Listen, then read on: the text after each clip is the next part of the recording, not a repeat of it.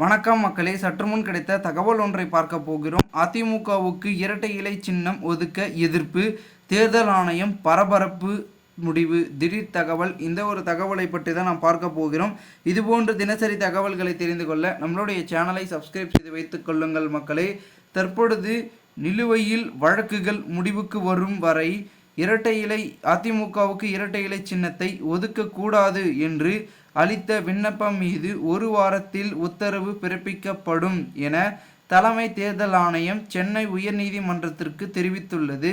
திண்டுக்கலை சார்ந்த சூரியமூர்த்தி தாக்கல் செய்துள்ள மனுவில் அதிமுகவின் உட்கட்சி விவகாரம் தொடர்பாகவும் கட்சி சட்ட திட்டங்களுக்கும் விரோதமாகவும் செயல்பட்டு தொடர்பாகவும் தேர்தல் ஆணையம் 2017 முதல் 2027 ஆண்டு வரை புகார்கள் அளித்துள்ளதாக குறிப்பிட்டுள்ளனர். உட்கட்சி விவகாரம் உள்ளிட்ட பிரச்சனையை தொடர்பாக தாக்கல் செய்திருக்கும் உரிமையில் வழக்குகள் முடிவுக்கு வரும் வரையில் அதிமுகவுக்கு இரட்டை இலை சின்னம் ஒதுக்கக்கூடாது என தேர்தல் ஆணையத்துக்கு அளித்த மனுவுக்கு எந்த பதிலும் அளிக்கவில்லை எனவும் மனுவில் தெரிவித்துள்ளார். எனவே தனது மனு மீது விசாரணை நடத்த தேர்தல் ஆணையத்துக்கு உத்தரவிட வேண்டும் என மனுவில் கோரிக்கை விடுத்துள்ளார். இந்த மனு நீதிபதிகள் ஆர். சுப்பிரமணியம் மற்றும் சி. குமரப்பன் அடங்கிய அமர்வில் விசாரணைக்கு வந்தது. அப்பொழுது கடந்த பிப்ரவரி மாதம் அளித்த விண்ணப்பங்கள் மீது ஏன் இதுவரை நடவடிக்கை எடுக்கப்படவில்லை என நீதிபதிகள் கேள்வி எழுப்பினர்.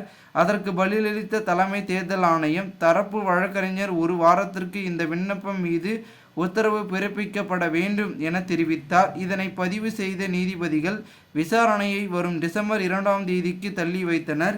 இந்த ஒரு தகவல் என்பது அதிமுகவில் பரபரப்பை ஏற்படுத்தி இருக்கிறது. ஏற்கனவே அதிமுகவில் உட்கட்சி மோதல்கள் நிலவி கொண்டிருக்க, மறுபக்கம் தொடர் தோல்வியை அதிமுக சந்தித்து வரும் நிலைமையில் அதிமுகவில் முதலில் உட்கட்சி பூசல்களை சரி செய்தால் மட்டுமே தொடர் தோல்விகளை தவிர்க்க முடியும், அதன் பிறகு வெற்றியை பெற முடியும் என்று அனைவரும் கூறிக்கொண்டிருக்கிறார்கள்.